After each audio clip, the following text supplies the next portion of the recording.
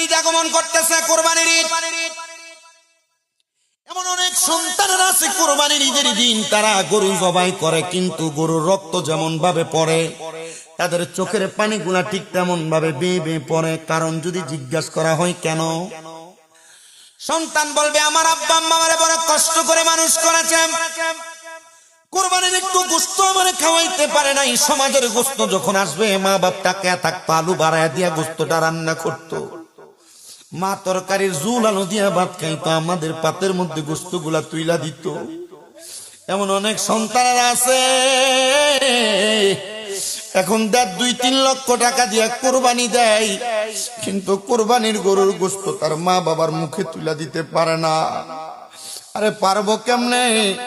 সন্তানের মা দুনিয়াতে না, আব্বা দুনিয়াতে। হাজীগঞ্জের দক্ষিণ রায়চুর মানুষ, আশেপাশে এলাকা থেকে আগন্তুক মা বাবার পাগলেরা, দক্ষিণ রায়চুর পর্দার অন্তরালের মায়েরা, আমি জানি না কোন সন্তানেরা জানি আজকের মাহফিলে বসছে তারার মা নাই, তারার বাপ নাই। আপনাদের দুয়ার বরকতে আল্লাহ তাআলা আমারে গত বছর মক্কা মদিনা সফর করাইছেন। আমি যখন উমরা হজ করি, আমার ৩য় উমরা হজের সময় একটা ছেলে মদিনা মক্কা শরীফের সামনে দাঁড়ায়া দাঁড়ায়া আল্লাহ তাআলার কাবার দিকে তাকায় তাকায় শুধু কান্দে। আমি তারা জিগাইলাম, হে বাঙালি ভাই কান্দো কেন? ছেলেটা কই, হুজুর আমি প্রতি মাসে 2 বার আসি উমরা হজ করার জন্য। আমি জিগাইলাম, তো কান্দোস কেন রে?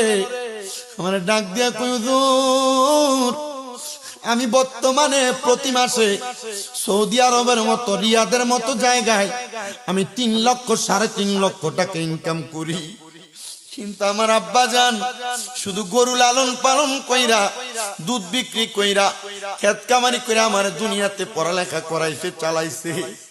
যখন দেখছে আমি পরীক্ষা দেওয়ার পর কোনো ভালো চাকরি পাই না, আমার আব্বা জান আমার মায়ের গলার চেইনটা বিক্রি কইরা, আমার আব্বা জানের 2টা গরু বিক্রি কইরা আমার বিশাল আগে সৌদি আরবে পাঠাইছে। আমার আব্বা জানে বলছে, পুত্রে আমি নিয়ত করেছিলাম এই বড় গরুগুলা বিক্রি করে একটা গরু কোরবানি দেওয়ার জন্য আমি ক্রয় করব। হুজুর আমি বিদেশ আসছি, আমি একদিন হঠাৎ করে ইনকাম করতে করতে যখন 3 মাস হয়ে যায়, আমি আমার ইনকামের টাকাটা আমার আব্বা জানের অ্যাকাউন্টে পাঠাইছি। পাঠায় আমি আমার বোনের ফোনে ফোন দিছি, দিয়া বলছি, ও বোন আব্বারে কয়ও টাকা পাঠাইয়া দিছি কোরবানির একটা বড় গরু কেনার জন্য।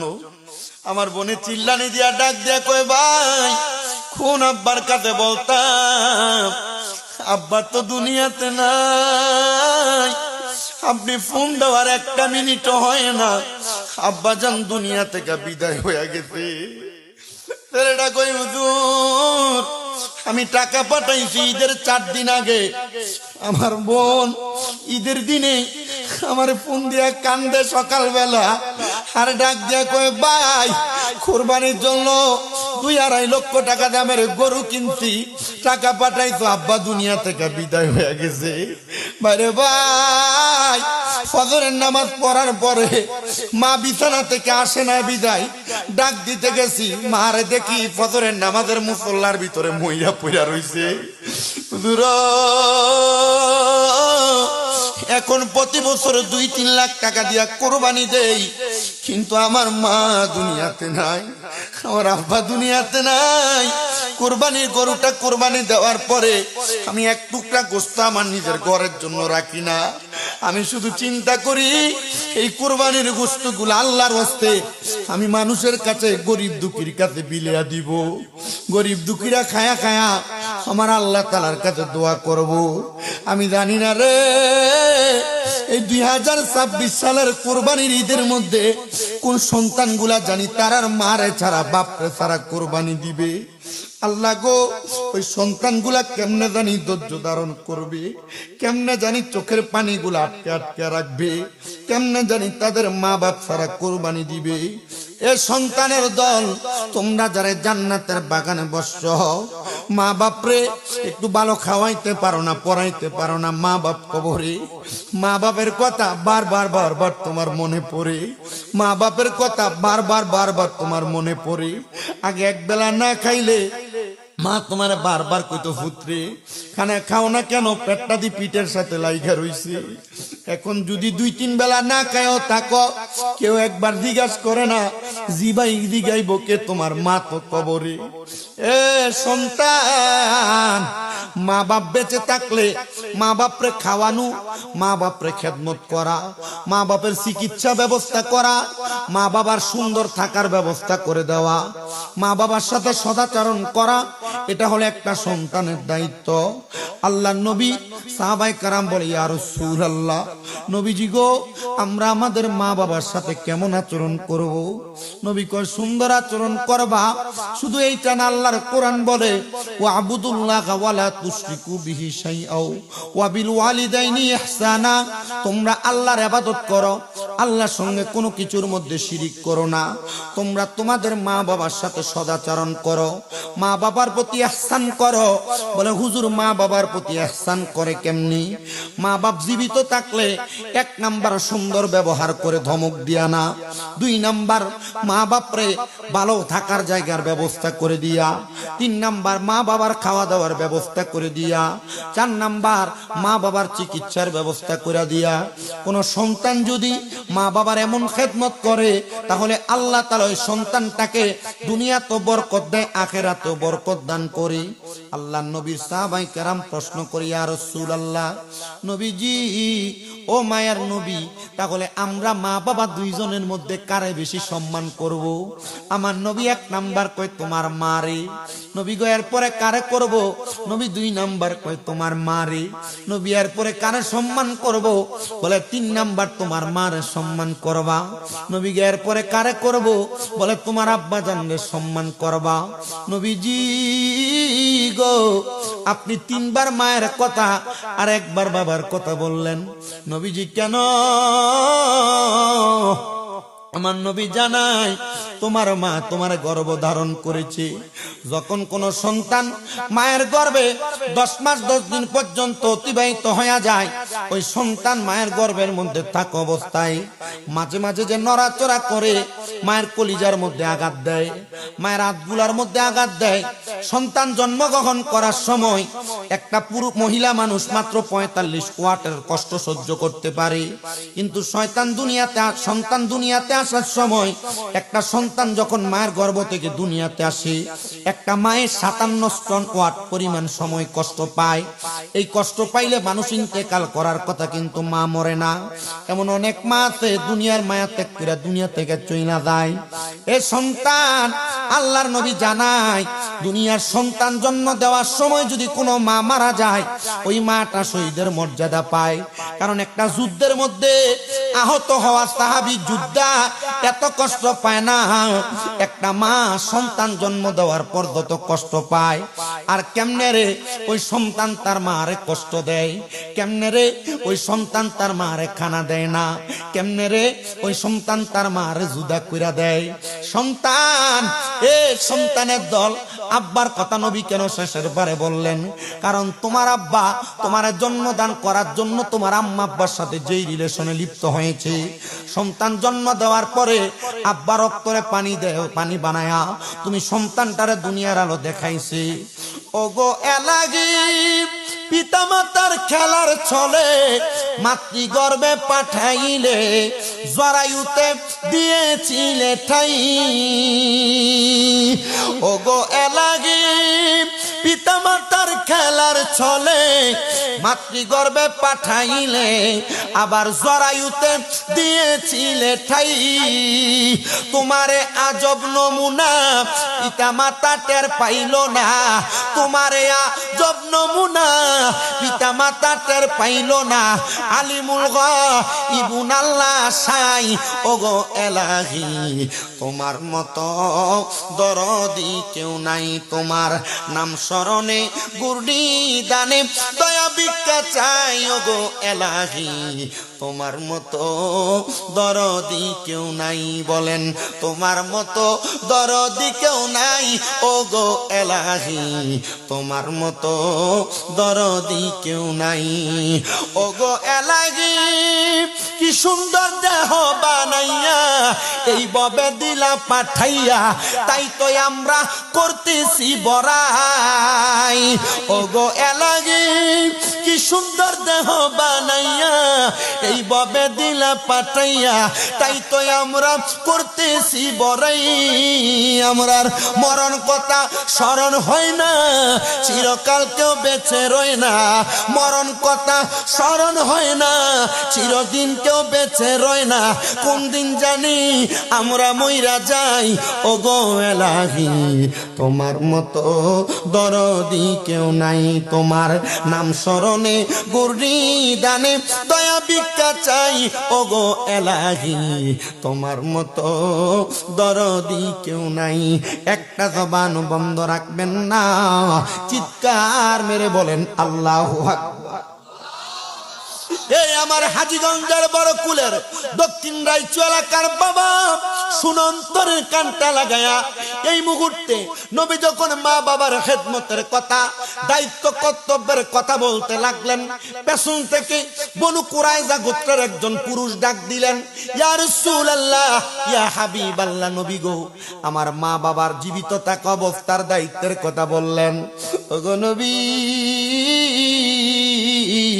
আমার মা মরে গেছে আমার বাবা মরে গেছে এবার আপনি বলেন না হাল বাকিয়া মিন বিররি আবু আইয়া শাইউন আবার রুহুমা বিগি বাদা মাউতিহিমা নবীজি গো আমার মা বাবা মরার পরে আমার কোনো দায়িত্ব আছে কিনা সন্তান রে মা বাপরে যে মাটি দিয়া চলে আসছো মা বাবার কবর কোনটা এখানে অনেক ফুত আছে গোরস্থানের সামনে নিলে চিনতো না সন্তান রে মা বাপরে যে মাটি দিয়া চলে আসছো বছরে 2 ঈদের সময় জিয়ারত ছাড়ার কোনো সময় মা বাবার কবরের সামনে যাও না সন্তান রে মা বাপরে যে মাটি দিয়া চলে আসছো সন্তান মা বাবার কবরের পারে তুমি যাও না এটা তোমার বড় দুর্ভাগ্য দুর্ভাগ্য দুর্ভাগ্য আল্লাহর নবী সাহাবী ডাক দিয়ে কই ইয়া রাসূলুল্লাহ নবী গো ও দয়ার নবী মায়ার নবী রাহমাতাল লিল আলামিন নবীজি আপনি নবী বলেন না হাল বাকিয়া মিন বিররি আবু আইয়া শাইউন আবার রুহুমা বিহি বাদা মাউতিহিমা আমাদের মা বাবা ইন্তেকাল করার পরে কোনো দায়িত্ব আছে কিনা জীবিত থাকলে খাওয়ান জীবিত থাকলে পরাণ খেদমত করেন কিন্তু মরার পরে দায়িত্ব আছে কিনা নবী সাহাবায়ে কেরাম নবীরে প্রশ্ন করে আমার নবী কয় কলা নাম হ্যাঁ অবশ্যই দায়িত্ব আছে ইয়া রাসূলুল্লাহ দায়িত্বটা কি আমার নবী কয় 1 নাম্বার আসসালাতু আলাইহিমা তোমার মা বাবা মারা যাওয়ার পর তোমরা বেশি বেশি করে দোয়া করবা আর বর্তমানে এমন অনেক মৌলভী সাহেব আছে যারা সমাজে ফিতনা ছড়ায় এরা ডাইরেক্ট ফতোয়া দেয় মরার পরে জানাজার নামাজের পরে কোনো দোয়া নাই আল্লাহর নবী কয় ইজা সাল্লাইতুম আলাল মাইয়িতি ফাখলিসু লাহুদ দুআ যখন তোমাদের মৃত ব্যক্তি তোমাদের মানুষগুলা ইন্তেকাল করে তোমরা মৃত ব্যক্তির জানাজার পর তার জন্য দোয়া করো এখন মৌলভী কয় দোয়া কইরো না এবার কোন নবীর কথা মানবেন না মৌলভীর কথা মানবেন কথা কয় না নবীর কথা মানবেন না মৌলভীর কথা নবীর হাদিস কয় জানাজার পরে দোয়া করো মৌলভী কয় দোয়া কইরো না নবীর হাদিস কয় জানাজার পর দোয়া করো মৌলভী কয় দোয়া কইরো না এবার বলেন মৌলভীর কথা মানবেন না নবীর কথা মানবেন এখন না মৌলভীর কথা না নবীর কথা চলছে ধর্ম নিয়া বাড়াবাড়ি ধর্ম নিয়া বাড়াবাড়ি আগুনি মা নের বাজারে থাইকো হুঁশিয়ারে মুমিন থাইকো হুঁশিয়ারি চলছে ধর্ম নিয়া বাড়াবাড়ি আগুনি মা নের বাজারে থাইকো হুঁশিয়ারে মুমিন থাইকো হুঁশিয়ারি উম্মত হবে 73 দল 72 দল যাইবে রে তল বলিয়াছেন নবী দনে দেখ না হাদিস খুলে ওরে বর্তমানে বাতিল ফেরকা বিশ্ব গেছে পরে যুক্তি তর্কে সরল মনা লোকের ঈমান চুরি করে তাই তো হুঁশি ইয়ারে মুমিন থাইকো হুঁশিয়ারি। চলছে ধর্ম নিয়া বাড়াবাড়ি, ধর্ম নিয়া বাড়াবাড়ি, আগুনি মা নের বাজারে তাইকো হুঁশিয়ারে মুমিন থাইকো হুঁশিয়ারি। নবীর তাজিম মিলাদ কিয়াম আহলে বায়াতের সম্মান করিতে আউলিয়ার সন্ধান বলছেন পরবারে। নবীর তাজিম মিলাদ কিয়াম আহলে বায়াতের সম্মান করিতে আউলিয়ার সন্ধান বলছেন পরবারে। একটা জবানও বন্ধ রাখবেন না, জবান খুলে চিৎকার মেরে বলেন আল্লাহু আকবার। বনু সালমা গোত্রের লোকটা ডাক দিয়া বলি, ইয়া রাসূলুল্লাহ, আমাদের মা বাবা মারা গেছেন, মা বাবার ইন্তেকালের পর কোনো দায়িত্ব আছে কিনা? উনি ডাক দিয়া বলেন, হ্যাঁ দায়িত্ব আছে। এক নাম্বার আসসালাতু আলাইহিমা, মা বাবার জন্য দোয়া করবা। কিন্তু বাবারে 4 দিনে 40 করলে, হুজুর দিয়া কোরআন খতম করাইলে, মাদ্রাসার হাফেজ সাহেবরা দিয়া কোরআন খতম করাইলে, বেদাত ফতুয়া দেয়। 4 দিনে 40 করাইলে বেদাত ফতুয়া দেয়। কিন্তু যদি কই বিরাইন্দা রাইন্দা এরার মাদ্রাসায় দিলাইব কয়টা দাঁত, ঠিক আছে নি করেনি? 7 দিন না বেদাত, 40 বেদাত, কিন্তু বিরিয়ানিটা গরু গোস্তটা রাইন্দা আমরা মাদ্রাসা দিই ফলানি খাইবো, এতিমি খাইবো, এটা যায়। আমি আপনাকে শয়তানও বলবো না, খারাপও বলবো না। আমি বলবো ভাই, মানুষকে একটু সহজ সরল পথটা দেখায়া দেন, মানুষকে একটু সুন্দর পথ দেখায়া দেন। মানুষ কেমনে নবী রাসূলের পথে আসে, মানুষ কেমন ভাবে দোয়া দুরূদ করে, মানুষের ইন্তেকালের পরে মানুষ কিভাবে তার প্রতি সহমর্মিতা দেখায়। আল্লাহর নবীকে 1 নাম্বার দোয়া করবে, 2 নাম্বার ওয়াল ইস্তিগফারু লাহুমা, আম্মা আব্বার জন্য ক্ষমা প্রার্থনা করবে, 3 নাম্বার ওয়া ইনফাযু আহাদিহিমা, আম্মা আব্বার কোন ঋণ থাকলে ওয়াদা থাকলে ওয়াদাগুলা পূরণ করবে। 4 নাম্বার ওয়াসিলাতির রাহমিল্লাতি লা তুসালু ইল্লা বিহিমা, আম্মা আব্বার আত্মীয় স্বজনের সাথে সম্পর্ক বজায় রাখবে। ওয়া ইকরামু সাদিকিহিমা, আম্মা আব্বার বয়সী মুরব্বিদেরকে সম্মান করবে, তাজিম করবে। আমার রাইচু এলাকার বাবারা, আমার বড় কুলের মুসলমানেরা, পর্দার অন্তরালের মা বোনেরা, আমি আপনাদের কাছে বলবো, আপনাদের যাদের মা নাই, যাদের বাবা নাই, আপনারা বেশি বেশি করে মা বাবার জন্য দোয়া করেন, কোরআন খতম করে করে দোয়া করেন, খুতবা তাহলিল পরে পরে দোয়া করেন, ও মা নফল নামাজ পরে পরে দোয়া করেন। মা বাবার কোনো ওয়াদা থাকলে ওয়াদাগুলা পূরণ করেন। মা বাবার জায়গা জমি ভাগ করার আগে মা বাবার কোনো ঋণ আছে কিনা খবর নিয়ে মা বাবার ঋণগুলা পরিশোধ করেন। এই মা বোনেরা, আম্মা আব্বার আত্মীয় স্বজনের সাথে সম্পর্ক বজায় রাখেন, মা বাবার বয়সী মুরব্বীদেরকে সম্মান করেন, তাজিম করেন। আমি আপনাদের কাছে কারগুজারির জন্য আল্লাহ তাআলার একজন খাস বন্ধু হযরত সুলাইমান শাহজুলি রহমতুল্লাহি আলাইহির জীবনী থেকে একটা ছোট্ট ঘটনা শোনেন। সুলাইমান শাহজুলি রহমতুল্লাহ আলাইহি উনি ছিলেন একজন জবরদস্ত সুলতানুল আরিফিন। হযরত সুলাইমান শাহজুলি রাহমাতুল্লাহ আলাইহি বলেন, এ দুনিয়ার মা, আমি একদিন রাস্তার পাশে দিয়ে যাইতেছিলাম, আমি দেখলাম ছোট একটা বাচ্চা তার মাথার মধ্যে পাগড়ি নিয়ে কবরের সামনে দাঁড়ায় দাঁড়ায় শুধু কাঁদতেছে আর জবান দিয়া আল্লাহ তাআলার কোরআনুল কারীম পড়তেছে।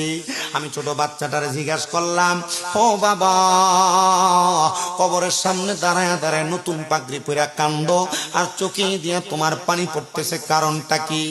ছেলেটা ডাক দিয়া কয়, হুজুর, ও হুজুর, আমি কান্না করি একটা মাত্র কারণে, আজকে আমি মাদ্রাসা থেকে কোরআনুল কারীম মুখস্থ করে হাফেজ হয়েছি। হাফেজ হওয়ার পর মাদ্রাসাতে দস্তারবন্দি হয়, পাগড়ি দেয়। হুজুর আমাকে গতকালকে বলেছে যাওয়ার সময় আব্বাজানকে নিয়ে যাইতে। হুজুর আমি আমার জন্মের পরে আমার আব্বারে দেখি নাই, আজকে আমি মাদ্রাসা থেকে যখন আসি আমি দেখছি সৎ সন্তানেরা মাথার মধ্যে পাগড়ি পরার পর মাদ্রাসার পাগড়িটা মাথায় থেকে খুইলাম, তারা তাদের নিজ নিজ বাবার মাথার মধ্যে পরাইয়া দিছে। হুজুর আমি ঘরে এসে আমার মারে জিজ্ঞাসা করলাম, মা আমার আব্বা কই গো? আমি কি আমার আব্বা জানের মাথার মধ্যে আমার পাগড়িটা পরাইতে পারবো না? আমার মা আমারে জবাব দেয়, বাবা তোমার আব্বা জান তো দুনিয়ার মায়া ত্যাগ করছে, তোমার আব্বা জান তো কবরের বাসিন্দা। যারে সন্তান তুমি যদিও তোমার আব্বা জানলে দুনিয়ার হাফেজ হওয়ার পর দস্তার বন্দির পাগড়ি পরাইয়া দিতে পারো না, আমি মা আদেশ করলাম তুমি তোমার আব্বার ইসালে সাহাবের জন্য রুহানি কুরবানি ইলাজ পাওয়ার জন্য তুমি তোমার আব্বার কবরের সামনে যে দাঁড়ায়া পশ্চিম দ্বারে পিছ দিয়ে আব্বার মুখ বরাবর দাঁড়ায়া তুমি কোরআনুল কারীমের প্রথম থেকে শেষ পর্যন্ত এক খতম তিলাওয়াত করো। কারণ আল্লাহর নবী বলেছেন, দুনিয়ার জমিনে কোন সন্তানরে যদি তার মা বাবা কোরআনে হাফেজ বানায়, কোন সন্তানকে যদি আলেম বানায়, ওই সন্তানের মা বাবা ময়দানে মাশরে মাথার মধ্যে নূরের তাজ পরে হাসরের ময়দানে উঠবে। বাবারে যা কোরআনুল কারীম পড়ে পড়ে তোর আব্বার জন্য দোয়া কর। হুজুর আমি আমার আব্বার জন্য দোয়া করি, যত দোয়া করি আমার চোখের পানি তত বের হয়। হুজুর আপনার পরিচয় কি? হুজুর বলে, আমারে তুমি চিনো না, আমার বাড়ি হলো ইরাকে, আমার নাম হলো হযরত সুলাইমান শাহজুলি। হুজুর আমার বাড়ি হইল খোরাসানে, আমার নাম হলো হযরত সুলাইমান শাহজুলি। হুজুর আমার আব্বা তো দুনিয়াতে নাই, আপনি যে আমার মাথার মধ্যে হাত বুলিয়ে দিচ্ছেন তা আপনার লাভটা কি হবে? হুজুর একটা হাদিস শোনাই, আল্লাহর নবী বলেছেন, দুনিয়াতে কোনো সন্তানের বাবা মারা যাওয়ার পরে, মা মারা যাওয়ার পরে ওই এতিম সন্তানের মাথার মধ্যে যদি কোনো মানুষ হাত বুলিয়ে দেয়, এতিমের মাথার মধ্যে যতগুলা চুল থাকবে ওই চুলের পরিমাণ সওয়াব আমার আল্লাহ ওই এতিম সন্তানের মাথায় হাত বুলিয়ে দেওয়ার কারণে বুলানেওয়ালার আমল নামার মধ্যে দিয়া দিবি।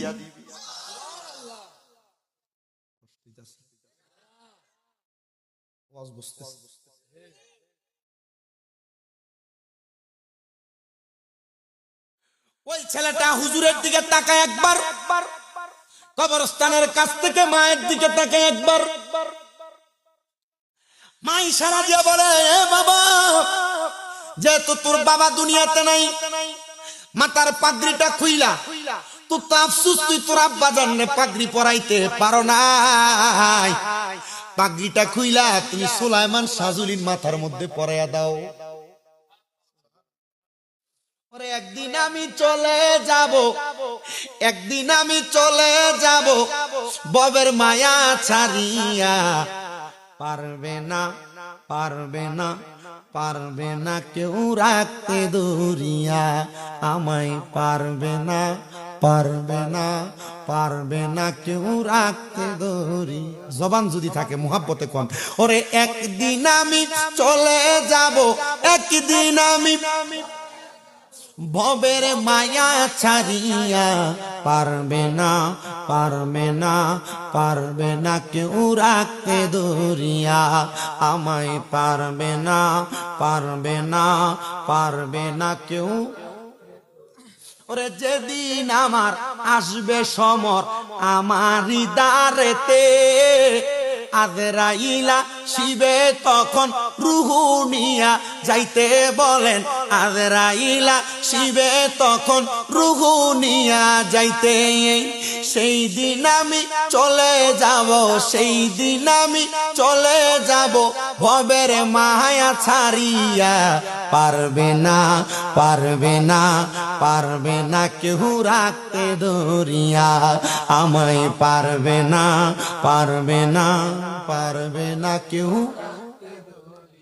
ওরে আমার মরার পরে যখন আসিবে স্বজন, রঙিন পোশাক পর খুলে তখন আমায় পরাবে সাদা এক কাফন। বলেন রঙিন পোশাক খুলে আমায় পরাবে যে সাদা তিনি কাফন, আমায় তারা দিবে নিয়া, আমায় তারা দিবে নিয়া মাটির ঘরে শোয়ায়া, পারবে না, পারবে না, পারবে না কেউ রাখতে দরিয়া। হাইরে একদিন আমি চলে যাব, একদিন আমি ভবের মায়া ছাড়িয়া, পারবে না, পারবে না, পারবে না কেউ। যারা মরতেন না তারা কইয়েন না, একটু বলেন পারবে না, পারবে না, পারবে না কেউ। ওরে কবর দেশে যাওয়ার পরে, মাটি দেওয়ার পরে, স্বজন বন্ধু চলে আসবে আমায় একা রেখে। বলেন স্বজন বন্ধু চলে আসবে আমায় একা ফেলে, সবাই আমায় ভুলে যাবে, সবাই আমায় যাবে ভুলে, রাখবে না মনে করিয়া, পারবে না, পারবে না, পারবে না কেউ রাখতে দরিয়া আমায়, পারবে না, পারবে না, পারবে না কেউ রাখতে। এই আমার বাবা শুনো, মাতার পাগড়ি খুইলা যখন হযরতে সুলাইমান সাজুলিকে পরাইয়া দিছে, সুলাইমান সাজুলি কই আব্বা আমারে কেন পরাইলা? বলে আমার মায়ের আদেশ অমান্য করতে পারলাম না। বলে ঠিক আছে যাও, আমি তোমার জন্য দোয়া করি। হাতায় হাত বুলিয়ে দিয়া সন্তান বাড়িতে চলে গেলেন। সন্তান মারে ডাক দিয়া কয় মা, আজকে যেহেতু আমার আব্বার জন্য আমার মনটা খারাপ, আমি অন্য কোনো জায়গায় ঘুমাবো না, আমি তুমি আম্মা জানের কোলটার মধ্যে মাথা রাইখা ঘুমাবো। এখন অনেক সন্তান আছে মা বাবার সাথে এমন ছোট বাচ্চার মতো আচরণ করে, আর অনেক সন্তান আছে মার দিকে ফিরেও চায় না, মুখও দেয় না। আমি মাঝে মাঝে আমার আম্মা অসুস্থ থাকার কারণে ধমক দিয়ে কথা বলা লাগে ওষুধ খাওয়ানোর জন্য, খানা ঠিক মতো না খাওয়ার কারণে। কিন্তু আমি আমার আম্মা জানের সামনে যাই, মুখটা কালা করে থাকলে আমি বারবার জিগাই কিছু লাগবো নি, কিছু খাইবানি, কিছু আনতাম নি, কারণ আমি জানি এরা মুখ কালা কইরা মন কালা কইরা থাকলে আল্লাহ আমার প্রতি বেজার হইয়া যাবে। এ সন্তান, মা ডাক দিয়ে সন্তান ঠিক আছে তোমার কথা রাখো, তুমি আমার কুলের মধ্যে মাথা রাইখা ঘুমাও। সন্তানটা মায়ের কুলের মধ্যে মাথা রাইখা যখন ঘুমাইছে, ঘুমানোর পরে হঠাৎ করে গভীর রজনী হয়ে গেছে। গভীর রজনীতে সন্তানটা কান্না করতে করতে চক্ষুটা খুইলা ফেলছে। চক্ষুটা খুইলা ডাক দিয়া কয় মা, হো আমার আম্মা জান, আমি তো একটা সুন্দর স্বপ্ন দেখছি গো মা। এখানে অনেক সন্তান আছে মা বাপ মরার পর বারবার স্বপ্ন দেখে, অনেক সন্তান আছে, অনেক মহিলারা আছে মা বাপের স্বপ্ন দেখে, মা বাপ খানা খুঁজে, মা বাপ স্বপ্ন দেখায় রঙিন জামা কাপড় পরে, মা বাপ স্বপ্ন দেখায় ভালো খাইতে চায়। এই মায়েরা এই বোনেরা একটু মনোযোগ দিয়া শোনো। সন্তানটা ডাক দিয়া কয় জগতের মানুষ, আমি আমার মারে বললাম মা আমি একটা স্বপ্ন দেখছি। বলে কি স্বপ্ন? আমি দেখছি আমার আব্বা জান সাদা রঙের সুন্দর পোশাক পরা, আমার মাথার মধ্যে সুন্দর একটা পাগড়ি লাগে আমার সামনে এসে দাঁড়াইছে। আমি জিজ্ঞাসা করলাম মা এটার কারণটা কি? মা কই সুলাইমান সাজুলির কাছে দেয়া জিজ্ঞা উত্তরটা কি? দৌড়ে চলে গেলেন সুলাইমান সাজুলির কাছে, জিজ্ঞাসা করতেছে ও হযরতে সুলাইমান আমারে আপনি একটু জবাব দেন না। হযরতে সুলাইমান বলে কি জবাব? বলে জবাব অন্য কোনো কিছু না হুজুর, আমি স্বপ্ন দেখছি আমার আব্বাজানকে, আমার আব্বাজান সাদা কাপড় লাগাইয়া মাথার মধ্যে পাগড়ি লাগে আমার স্বপ্নে হাজির হয়ে গেছে। সুলাইমান সাজুলিকে আব্বা স্বপ্নের ব্যাখ্যা কি তুমি বুঝো নাই? মাথার মধ্যে পাগড়িটা খুইলা আমি আলেমের মাথার মধ্যে পরাইয়া দিছ, আর আল্লাহ তাআলা তুমি সন্তান কোরআন মুখস্থ করার কারণে তোমার আব্বারে জান্নাতের মুকুট জান্নাতের পাগড়ি পরায়া তুমি সন্তানের সামনে দেখাইয়া দিছে, তুমি না তোমার আব্বা জানের জন্য আফসোস করছো। আল্লাহর নবীর আরেকজন সাহাবী হযরতে সাদ ইবনে উবাদা রাদিয়াল্লাহু তাআলা আনহুর হাদিসে মুবারাকা পড়তে যে দেখলাম হযরতে সাদ ইবনে উবাদা কান্না করতে করতে একদিন আমার নবীর দরবারে আয়েশা ডাক দিয়া কই ইয়া রাসূলুল্লাহ, নবী গো